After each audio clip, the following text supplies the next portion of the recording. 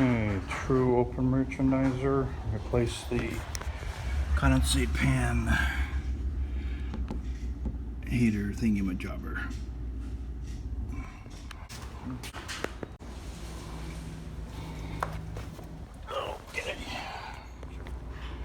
Okay, install a new condensate heater in here.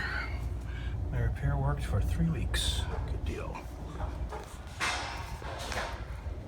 Okay, remove 4 screws around the bottom and take it out of there. There's a new one going in. Oh, 120 volt.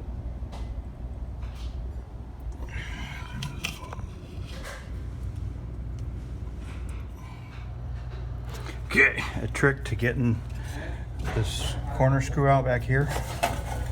Turn the pan like that. And you can get to that screw. Use your drill and you can cinch it down. Do that screw first. Actually do that screw first up there and do this one.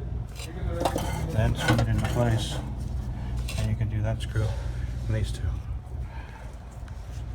Do this one next.